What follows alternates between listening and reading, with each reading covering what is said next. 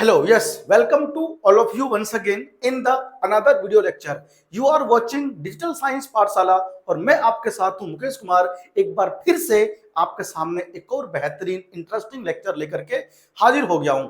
Last class में आपको मैंने समझाया था कि भाई आप किसी भी सॉल्यूशन का जो होता है रिलेटिव लोअरिंग वेपर प्रेशर कैसे कर सकते हो कैलकुलेट। जी हाँ, यानी कि आप सीख रहे थे कोलिगेटिव प्रॉपर्टी और उस कोलिगेटिव प्रॉपर्टी में से जो चार होते हैं, एक पहला relative lowering of vapour pressure मैं कर चुका हूं कंप्लीट, और उस पर बेस्ड जो क्वेश्चन होता है यानी कि जो न्यूमेरिकल्स थे एनसीईआरटी का जो एग्जांपल था वो मैंने कर दिया था। और एक जो बेहतरीन क्वेश्चन जो कि खास हार्ड भी नहीं था, बहुत ही इजी था, अगर आपने घर पे ट्राई किया होगा तो सॉल्व हो गया था, है ना, सॉल्व हो गया होगा, यानी आपने उसे सॉल्व कर दिया होगा, उसमें कोई खास बड़ी समस्या प्रॉब्लम नहीं आई होगी, ठीक है ना। अगर आपने नहीं किया है सॉल्व तो मैं आपसे एक बार फिर से कहता हूं, उस क्वेश्चन को 9.1 इन टेक्स्ट क्वेश्चन है आपके एनसीईआरटी में, एक बार सॉल्व यानी खुद से अटेम्प्ट जरूर कीजिए, उससे आपको कॉन्फिडेंस मिलेगा। अगर आपसे फिर भी क्वेश्चन सॉल्व नहीं हो रहा है तो हमें जरूर बताइएगा कमेंट बॉक्स में, मैं उसका सॉल्यूशन आपके सामने ला करके प्रस्तुत करूंगा अगले वीडियो में, ठीक है। तो एक बार खुद से अच्छे से कॉन्सेप्ट थ्योरी पढ़ने के बाद में उसे करेंगे सॉल्व तो वो सॉल्व हो जाएगा, कोई इतना बड़ा वो हार्ड क्वेश्चन नहीं है। चलिए पढ़ते हैं एक और नए कोलिगेटिव प्रॉपर्टी को आज हम लोग इस वीडियो में समझेंगे, जिसका नाम है एलिवेशन ऑफ बॉइलिंग पॉइंट। जी हाँ साथियों, आप सभी जानते हैं कि जब हम किसी वोलाटाइल सॉल्वेंट में किसी नॉन वोलाटाइल सॉल्यूट को ऐड करते हैं तो उसका जो वेपर प्रेशर होता है वो डिक्रीज हो जाता है, और इस बात को मैं आपको पहले बता चुका हूं। तो उस वेपर प्रेशर के डिक्रीज होने की वजह से ऐसी कौन सी एक और प्रॉपर्टी है सॉल्यूशन की जो कि डिस्टर्ब होती है, तो आइए जानते हैं इसी क्लास के अंदर। अब देखो, आपको मैंने पहले समझाया था ना कि कोई भी सॉल्यूशन होता है, ठीक है, उस सॉल्यूशन के अंदर अगर सॉल्यूट एक वोलाटाइल नहीं नॉन वोलाटाइल है, ठीक है, तो जो प्योर सॉल्वेंट होता है, ठीक है, उस प्योर सॉल्वेंट का जो वेपर प्रेशर होता है वो कम होता है, ठीक है ना। ये मैंने आपको कल भी समझाया था।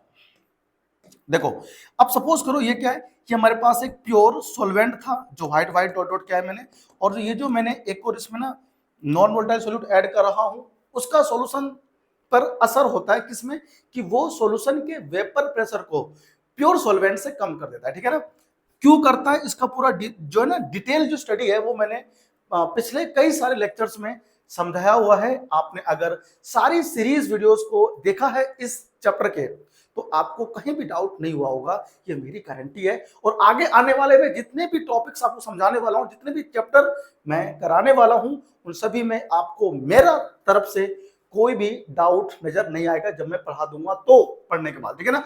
बस तुम्हें क्या करना है, अपने नोट्स कंटिन्यू बनाते चलना है मेरे साथ साथ, क्योंकि मैं पूरा कंप्लीट चैप्टर पूरी केमिस्ट्री पढ़ाने वाला हूं। आपके बोर्ड में एग्जाम में जाने से पहले मैं आपको तैयार कर दूंगा। अगर आपने सारे वीडियोस मेरे देखे हैं सीरीज में तो आपको मजा आएगा, ठीक है ना। और अगर कोई डाउट्स वगैरह आता है तो मैं जरूर बताइएगा कमेंट बॉक्स में, ठीक है।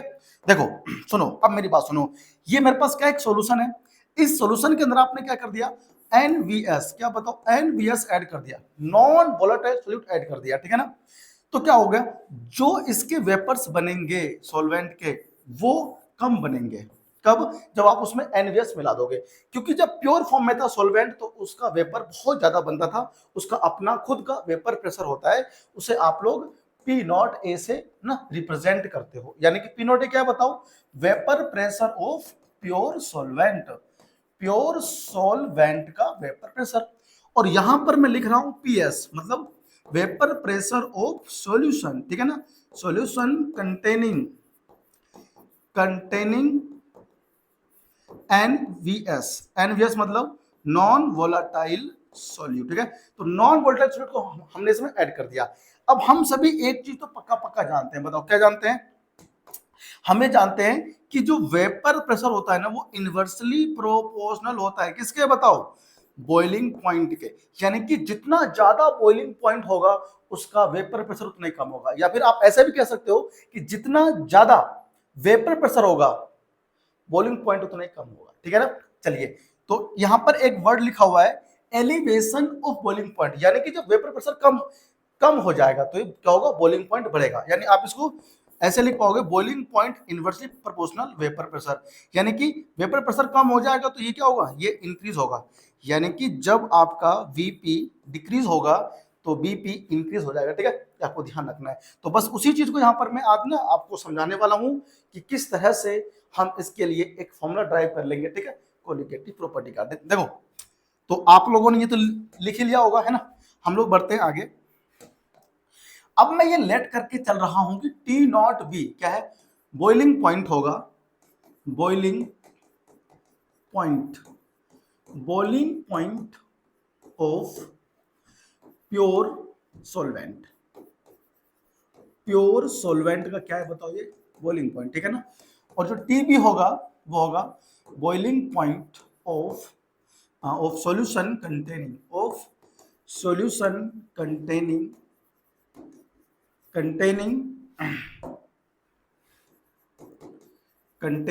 NVS, यानी कि non volatile solute containing solution का बॉइलिंग पॉइंट होगा। ठीक है, अब हम सभी जानते हैं कि जो टी नॉट बी होगा वो मोर होगा, किससे बताओ, सॉरी, बॉइलिंग पॉइंट बढ़ेगा वेपर प्रेशर कम होने से, तो टी बी जो होगा वो मोर होगा टी नॉट बी से। ठीक है, टी नॉट बी से क्या होगा बताओ, टी नॉट बी से ज्यादा होगा कौन, टी बी, यानी कि वेपर प्रेशर घट गया होगा तो बॉइलिंग पॉइंट बढ़ गया होगा, किसका, सॉल्यूशन का। ठीक है, इस बात को आपको खूब ध्यान देना है। ठीक है ना, देखो अब मैं यहां से ना ये जानना चाहता हूं कि कितना बॉइलिंग पॉइंट बड़ा होगा, तो हम लोग बोलते हैं कि elevation in boiling point, elevation, elevation of boiling point. तो बॉइलिंग पॉइंट के एलिवेशन में, बॉइलिंग पॉइंट है ना, एलिवेशन ऑफ बॉइलिंग पॉइंट, देखो तो बॉइलिंग पॉइंट के एलिवेशन में मतलब क्या होगा उसका फॉर्मूला, एलिवेशन का मतलब होता है कितना बढ़ गया, कितना बढ़ गया। तो बताओ कितना बढ़ गया होगा, पहले था कितना, जो बड़ा सॉल्यूशन का हुआ माइनस कर दो टी नॉट बी। ठीक है ना, इसको हम लोग डेल्टा टी बी से रिप्रेजेंट करेंगे। ठीक है ना, तो T B minus T naught B, भाई कितना बढ़ गया, जितना सॉल्यूशन का बढ़ गया है, सॉल्यूशन का बॉइलिंग पॉइंट माइनस कर दो उसमें से प्योर सॉल्वेंट का क्या, बॉइलिंग पॉइंट। ठीक है ना, तो अब हम लोग यहाँ पे देखो ये लिख रहे हैं बॉइलिंग पॉइंट ऑफ, ये तो लिख ही दिया मैंने पीछे ना, तो बार बार लिखने की आवश्यकता नहीं। ठीक है, अब एक्सपेरिमेंट से लगा पता है। ठीक है, एक्सपेरिमेंट क्या गया, तो एक्सपेरिमेंटली ये शो हो गया कि किसी भी सॉल्यूशन का जो बॉइलिंग पॉइंट में एलिवेशन है वो डायरेक्टली प्रोपोर्शनल होता है उस सॉल्यूशन के मोलैलिटी के। ठीक है ना, ये बात आपको ध्यान रखना है। हम लोग यहाँ पे लिख सकते हैं experiment, experiment shows that the elevation of boiling point is directly proportional, क्या बोला बताओ, डायरेक्टली प्रोपोर्शनल। आपको 12th लेवल पे केवल यही याद रखना है कि जो एलिवेशन ऑफ बॉइलिंग पॉइंट होता है ना वो डायरेक्टली प्रोपोर्शनल होता है, directly proportional to the molality, molality of the solution. ठीक है ना, यानी कि सॉल्यूशन का जो मोलैलिटी है ना उसके डायरेक्टली प्रोपोर्शनल होगा, क्या बताओ, हाँ, एलिवेशन ऑफ बॉइलिंग पॉइंट। ठीक है, तो अकॉर्डिंग टू डेफिनेशन हम लोग ये लिख सकते हैं कि भैया जो डेल्टा टी बी होगा, जो डेल्टा टी बी होगा वो डायरेक्टली प्रोपोर्शनल एम, एम क्या बताओ, मोलैलिटी। ठीक है, एम क्या है, molality of, molality of solution. ठीक है, सॉल्यूशन की मोलैलिटी हो जाएगी। ठीक है, इसमें आपको कोई भी बात जो है वो ऐसा नहीं है कि आपको समझ में ना आया हो। ठीक है, चलिए बढ़ते हैं आगे। अब अगर मैं इस प्रोपोर्शनलिटी कांस्टेंट को हटाता हूं डेल्टा टी बी तो यहां पर आएगा के बी। ठीक है, अब के बी क्या है, प्रोपोर्शनलिटी कांस्टेंट, यहां पर मैंने इसको लिखा है। ठीक है, एम हो गया। अब यहां पर हम लोग इसे क्या बोलेंगे, देखो के बी को हम लोग क्या बोलते हैं, इसके कई सारे नाम हैं। पहले तो आप लोग केवल ये कह सकते हो कि प्रोपोर्शनलिटी कांस्टेंट है। ठीक है, उसके बाद हम लोग इसको कई सारे नाम देते हैं। ठीक है ना, उस नाम को आपको जो होगा इसमें ना समझना होगा। बॉइलिंग पॉइंट एलिवेशन कांस्टेंट क्या बोलते हैं बताओ, boiling boiling point elevation constant इसका नाम है, ठीक है। एक इसका नाम और है और वह इबुलियोस्कोपिक कांस्टेंट, ठीक है ना, और इबुलियोस्कोपिक, ठीक है। थोड़ा सा इसको मैं अच्छे से लिख देता हूं, इबुलियोस्कोपिक कांस्टेंट, ठीक है, इबुलियोस्कोपिक कांस्टेंट, ठीक है ना। ये बात आपको ध्यान रखना है, या फिर बॉइलिंग एलिवेशन कांस्टेंट, ठीक है ना, हाँ सॉरी, मोलल एलिवेशन कांस्टेंट, ठीक है, ये इसके नाम है, ठीक है ना। ये कैसे होते हैं कैलकुलेट, के भी, ये आपके आउट ऑफ सिलेबस, ठीक है ना। डेल्टा जो होता है ना, सॉरी के भी होता है, वो हमारे कई सारे चीजों से मिला करके बनता है, ठीक है। चलो कॉपी करो इसको जल्दी से, ठीक है, फिर हम लोग बढ़ जाएंगे आगे। ऐसा ले लो भाई, इसका ले लिया, चलिए। अब देखो, अभी आपने क्या लिखा, अभी आपने लिखा डेल्टा टीबी इक्वल टू के बी और फिर एम लिख लिया, ठीक। हमें क्या बोलेगा कि जो इसमें सॉल्यूट ऐड किया है आप उसका मोलर मास करो कैलकुलेट, ठीक है ना। सॉल्यूशन का एलिवेशन इन बॉइलिंग पॉइंट होता है, वो भी पूछता है, लेकिन अधिकतर जो क्वेश्चन होंगे उसमें आपसे पूछेगा कि बताओ मोलर मास कितना है सॉल्यूट का, ठीक है। देखो, तो डेल्टा टीबी हो गया, तो डेल्टा टीबी हो गया मेरे पास में, तो डेल्टा टीबी इक्वल टू के बी लिख दिया। आप सभी जानते हो कि जो मोलैलिटी होता है वो होता है क्या, number of moles of solute, solute बोले तो कंपोनेंट बी, और मास ऑफ सोलवेंट, ठीक है ना, सोलवेंट ए किसमें, केजी में। अगर ये ग्राम में गिवन है पहले से ही, तो अपॉन में क्या होता है बताओ, थाउजेंड्स। आप इस थाउजेंड्स को यहां भी लिख सकते हो ऊपर, ठीक है, इनटू में। इसको हम लोग फिर क्या लिखेंगे, के बी इंटू ये जो नंबर ऑफ मोल्स हैं, नंबर ऑफ मोल्स को आप लोग क्या लिख सकते हैं, given mass upon molar mass, ठीक है। इनको मैं क्या बताऊं, थाउजेंड्स, और अपॉन में क्या आ रहा है, डब्ल्यू ए, किसमें, ग्राम में। अगर ये ग्राम में आपको मास गिवन है किसका, सोलवेंट का, तो ऊपर थाउजेंड्स रहेगा। अगर ये केजी में दे रखा है आपको पहले से ही, तो ऊपर थाउजेंड्स यूज नहीं करना, ठीक है ना। तो delta K B equal to, sorry, delta T B equal to आपका फॉर्मूला क्या बना बताओ, ये बन गया। और यहां से आपसे क्या पूछ सकता है, वो आपसे पूछेगा बताओ इसका मोलर मास कितना होगा, ठीक है। किसका मोलर मास, सोल्यूट का, एम बी, हम लोग ना एम बी लिखेंगे, ठीक है। तो अब आपको अगर निकालना है मोलर मास, तो मोलर मास को इधर ले आओ, ठीक है, और यहां पर क्या हो जाएगा, के बी ऑलरेडी है, सोल्यूट का गिवन मास आपको यूज करना है, इंटू थाउजेंड, अपॉन में डेल्टा टी बी डिवाइड में आ गया, ठीक है ना, और इंटू डब्ल्यू ए सॉल्वेंट का मास, और यहाँ किसमें, ग्राम में होगा, तो ऊपर थाउजेंड लगाएंगे, ठीक है। और इस फॉर्मूले से आप कर सकते हो कैलकुलेट। एक बार ध्यान देना कि ये जो आपका एम बी है ये सोल्यूट का मोलर मास है। आपको मैंने लास्ट क्लास में समझाया था कि जो कंपोनेंट ए है वो हम सोलवेंट को रिप्रेजेंट करते हैं, और जो कंपोनेंट बी है वो हम लोग सोल्यूट को रिप्रेजेंट करते हैं। एनसीईआरटी के अंदर जो है सोलवेंट को कंपोनेंट ए 1 से और सोल्यूट को कंपोनेंट 2 से रिप्रेजेंट किया हुआ है, ठीक है। तो 1 और 2 में कंफ्यूज नहीं होना, और ना ही ए बी में, ठीक है, आपको ध्यान रखना है। चलिए कॉपी करिए इसको। अब हमें क्या करना है, इसका ग्राफ ना देखना है। देखो ग्राफ एक्चुअली इसका कैसा बनेगा वो मैं ना यहां बना दे रहा हूं, आपको इस नोट्स में ग्राफ ना बना हुआ मिलेगा, तो आपको मेंशन भी करना है। देखो सपोज करो मेरे पास क्या है, अब हम इस सब को क्या लेंगे, एक तरफ तो हम लोग इसमें लेते हैं टेम्परेचर, और एक तरफ हम लोग इसमें लेंगे वेपर प्रेशर, ठीक है ना। यहां हम लोग लेंगे इधर वेपर प्रेशर, ठीक है, और यहां हम लोग लेंगे इधर टेम्परेचर। ग्राफ बड़ा इंपॉर्टेंट है, ठीक है, ध्यान रखना ग्राफ का, ठीक है, केल्विन में आएगा, ठीक है ना, ये इस साइड है। अब हम लोगों ने एक इंडिकेट कर दिया है पॉइंट कि यहां जो हमारा है, सपोज करो 1.013 बार, ये क्या है, एटमॉस्फेरिक है ना, एटमॉस्फेरिक, ये क्या बताओ, एटमॉस्फेरिक प्रेशर, ठीक है ना, प्रेशर है ये, आपको ध्यान रखना है। और इस एटमॉस्फेरिक प्रेशर पे, ठीक है, एटमॉस्फेरिक प्रेशर पे ये कुछ होगा इसका, ठीक है ना, अपना बॉइलिंग पॉइंट। देखो जब प्योर सॉल्वेंट था, आपको ध्यान देना है, जब ये प्योर सोलवेंट था तो इसका बॉइलिंग पॉइंट ये था, ठीक है ना, यहां पर अगर वो बॉईल कर रहा हो, ठीक है, ये है कब T0B, जब प्योर फॉर्म में था, ठीक है ना, बिल्कुल प्योर फॉर्म में था ये। लेकिन जब आपने इसमें क्या करा, सोल्यूट ऐड कर दिया, तो उसी एटमॉस्फेरिक प्रेशर पे इसका जो बॉइलिंग पॉइंट है वो बढ़ गया, ठीक है। अब ये ग्राफ हमारा कुछ ऐसा जाएगा, ठीक है।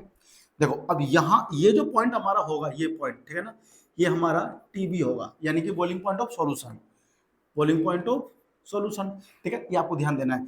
तो अब हमें यहाँ देखना है कि कितना डिफरेंस है, ठीक है। तो ये हमारा था कब, जब आपने NVS नहीं उसमें मिक्स किया था, जब NVS मिक्स कर दिया तो ये हो गया, यानी कि बढ़ गया। तो इनका डिफरेंस कितना है, देखो इसी डिफरेंस को हम लोग बोलते हैं डेल्टा TB, यानी कि elevation in boiling point, elevation in boiling point, ठीक है ना, ये आपको ध्यान देना है, ठीक है। ये क्या हो बताओ, ये हो गया सोलवेंट का, ठीक है, और ये आपका हो गया सॉल्यूशन का, ठीक है। सॉल्यूशन जिसमें कौन है बताओ, NVS है ना, यानी कि नॉन वोलेटाइल सॉल्यूट उसमें मिक्स है, ठीक है। तो ये ग्राफ जो होता है साथियों, ये बहुत ज्यादा इंपॉर्टेंट हो जाया करता है, ठीक है ना, कॉपी करो फटाफट से, ठीक है। अच्छा ये तो आपको मालूम ही है ना, ये मुझे बताने की आवश्यकता नहीं है कि ये क्या बताओ, बॉइलिंग पॉइंट ऑफ सॉल्वेंट जब प्योर फॉर्म में था, और ये कौन है, ये है बॉइलिंग पॉइंट ऑफ सॉल्यूशन, ठीक है, जिसमें NVS कंटेनिंग है, ठीक है ना। तो इसको बार बार अच्छा दिख ले रहा है, अभी दिखेगा आपको, ठीक है, आप लिख सकते हैं ना, बहुत आसानी से आपको दिख जाएगा, थोड़ा सा चलेगा, ठीक है, अब आपको दिख रहा हो, ठीक है, करिए कॉपी करिए दिल से, कॉपी हो गया। चलिए आगे बढ़ते हैं। अब अगर आपको ये सारा कॉन्सेप्ट, थ्योरी, ये फॉर्मूले समझ में आ गए, आपने लिख लिया है, तो आइए एग्जाम्पल जो एनसीईआरटी में गिवन है उसे हम लोग करके देखते हैं, ठीक है। चलिए बढ़ते हैं आगे क्वेश्चन की तरफ। देखो ये हमारे पास क्वेश्चन आ गया, क्या कहता है, 18 ग्राम ऑफ ग्लूकोज, ये आपका फॉर्मूला हो गया भैया किसका, ग्लूकोज का, is dissolve in 1 kg of water in a saucepan, at what temperature will water boil at इतना बार। देखो ये तो हमको दिया हुआ है एटमॉस्फेरिक प्रेशर, ठीक है ना, इससे हमें कोई मतलब नहीं, हमें ऐसे यूज नहीं करना फिलहाल क्वेश्चन में, ठीक है। फिर हमसे बोलता है केबी जो है वाटर के लिए वो इतना है, केबी के वैल्यू आपको ना गिवन होगा, कांस्टेंट है, तो वो आपको पेपर में देगा, ठीक है ना। देखो हमसे कह रहा है, ये पहले हम लोग लिख लेते हैं, ठीक है ना। हमसे कह रहा है कि जो सॉल्यूशन बनेगा, देखो हमसे कह रहा है कि एक सॉसपैन है, ठीक है, इस सॉसपैन के अंदर हमारे पास एक प्योर वाटर है, ठीक है ना, मतलब प्योर वाटर है, और प्योर वाटर कितना है 1 kg, ठीक है, 1 kg, यानी कि H2O जो कि एक सॉल्वेंट है उसका आपको मास मिल गया 1 kg, बहुत बढ़िया, ठीक है। अब हमसे कह रहा है इसमें 18 ग्राम ग्लूकोज मिला दिया, ठीक है, कितना 18 ग्राम C6H12 और O6 मिला गया, ठीक है ना, मिला दिया। तो जो मेरे पास सोल्यूट है, कौन है सोल्यूट, जो कि उसमें मिक्स किया है NVS है, C6H12 और O6, वो कितना है 18 ग्राम है, ठीक है, 18 ग्राम हो गया। अब हमसे ये कहना चाह रहा है कि बताओ, आप सबको पता है 100 डिग्री सेल्सियस 273.15 केल्विन टेम्परेचर पर वाटर बॉईल होता है। अगर हम उसमें 18 ग्राम ग्लूकोज मिक्स कर देंगे तो वही वाटर कितने टेम्परेचर पर बॉईल होगा। आप सभी को पता है कि वेपर प्रेशर कम हो जाएगा, तो वेपर प्रेशर कम होने से उसका जो बॉइलिंग पॉइंट बढ़ेगा, यानी कि 100 डिग्री सेल्सियस पर जो बॉईल होता है वाटर, वो कहीं ना कहीं 100.5 या 101 है ना, इतने पर जा सकता है, ठीक है। तो कहां जाएगा वही हमें यहाँ पर करना है कैलकुलेट, कितने पर बॉईल होगा। केबी की वैल्यू आपको गिवन है, कितना बताओ, हाँ 0.52, ठीक है, केजी केल्विन पर मोल, ठीक है ना, KG kelvin KG, kelvin KG पर मोल, ठीक है। आइए तो हमें पहले डेल्टा टीबी करना है कैलकुलेट, ठीक है, कितना डेल्टा टीबी, बताओ मैंने आपको क्या पता है फॉर्मूला, केबी लिखवाया था इंटू WB लिखवाया था, बी मतलब कि सोल्यूट का मास लिखवाया था मैंने आपको, ठीक है। तो यहाँ पर सोल्यूट कौन है बताओ, ग्लूकोज है। थाउजेंड्स आपको लेने थे कब, जब आपका सॉल्वेंट का मास हो केजी में ना गिवन हो, ग्राम में गिवन हो। यहाँ हमें 1 kg, देखो 1 kg दिया हुआ है जो कि पहले से केजी में है, तो हम यहाँ 1000 नहीं लेंगे, ठीक है ना, हटा दो उसको। अपॉन कौन है बताओ, molar mass of solute C6H12O6 हमारा कौन है बताओ, सोल्यूट है, ठीक है। तो यहाँ पर सोल्यूट का मास हमें गिवन भी है और मोलर मास हमें चाहिए भी, कर लेंगे कैलकुलेट, है ना। कौन है सोल्यूट C6H12O6, ठीक है, और इनटू में वाटर का मास, ठीक है, जो ऑलरेडी केजी में गिवन है, ठीक है। पहले हम लोग निकाल लेते हैं molar mass of glucose C6H12 और O6 कितना होगा बताओ। इसका इसका अगर आप लोग करोगे कैलकुलेट तो 180 ग्राम पर मोल जो है ना वो हो जाएगा कैलकुलेट, ठीक है। यह बात आपको ध्यान रखना है। अब हम सारी वैल्यू को यहाँ पर पुट कर देंगे। डेल्टा टीबी इक्वल टू क्या होगा बताओ। केबी की वैल्यू कितना है, केबी की वैल्यू है 0.52 है ना केल्विन केजी पर मोल। यूनिट के साथ वैल्यू पुट करना, ठीक है ना, तब आपको नंबर बहुत अच्छे मिलेंगे, ठीक है। देखो इनटू हमारे पास सोल्यूट का मास कितना है 18 ग्राम है, ठीक है। आ जाओ मोलर मास कितना लिखा मैंने 180 ग्राम पर मोल, ठीक है। मास कितना है बताओ सॉल्वेंट का, वो है कितना 1 केजी, ठीक है 1 केजी। अब देखो बॉइलिंग पॉइंट है तो ओनली केल्विन में आना चाहिए, इसका यूनिट है ना केल्विन में ही आएगा। केजी से केजी क्या हो बताओ, कैंसिल आउट हो जाएगा। देखो ये देखो केजी केजी आपस में क्या हो गया, कैंसिल आउट हो गया। ग्राम से ग्राम कैंसिल आउट हो गया, पर मोल से पर मोल खत्म हो गया। बताओ क्या बचा, ओनली यहाँ पर केल्विन बचा जो नहीं कटा। अब देखो यहाँ 18 है तो इससे करो इसको डिवाइड, कितना आएगा बताओ 10 टाइम्स जाएगा, ठीक है 10 टाइम्स 18 10 जा 180 होता है। तो डेल्टा टीबी इक्वल टू कितना आ गया 0.05 होगा, ठीक है ना। 0.5 क्यों होगा, 10 से डिवाइड करेंगे तो 0.0 है ना 52 जो है वो बनेगा 0.052 बन जाएगा। और यहाँ बचेगा तुम्हारा केल्विन, ठीक है। ये क्या बताओ इतना 0.052 केल्विन टेम्परेचर इंक्रीज हुआ है, ठीक है ना। क्या हुआ है 0.052 केल्विन टेम्परेचर इंक्रीज हुआ है, ठीक है। तो जब ये टेम्परेचर इंक्रीज हुआ इतना, तो बताओ अब जो सॉल्यूशन है वो कितने पर बॉईल होगा। क्वेश्चन में कह रहा है कि eight what temperature will water boil. इसने हमसे ये नहीं पूछा कि कितना बढ़ेगा, कितना बढ़ेगा तो इतना बढ़ेगा। अब बॉईल कितने पर होगा वाटर, सॉल्यूशन का आपसे पूछा उसने क्या बॉइलिंग पॉइंट। तो जो प्योर वाटर का था उसमें आपको ऐड करना है 273, नहीं भैया 273 मैंने गलत बोला था पहले, ठीक है ना ध्यान रखना 373.15 केल्विन। ये क्योंकि 273 तो जीरो के ना डिग्री सेल्सियस के इक्वल होता है, तो 273 नहीं 373, ठीक है ना। तो 373 कितना 373.15 केल्विन हमें ऐड करना पड़ेगा, ठीक है ना। तो हमें यहां पर ना लिखना होगा delta T B equal to कितना था बताओ कितना। अरे यार चाचा प्योर का हम लोगों ने है ना, ये था हमारा प्योर, ये प्योर का होता है। यानी आप यहाँ पे ऐसे लिखो देखो delta T naught B plus कितना आएगा। अच्छा यहाँ पर मुझे क्या लिखना है, यहाँ मुझे सॉल्यूशन का करना है पता, तो टी बी लिखूंगा ना केवल, और यहाँ पर डेल्टा टी बी, ठीक है। वो जल्दबाजी में मिस्टेक सा हो जाता है, ठीक है माफ करना है देखो, ठीक है।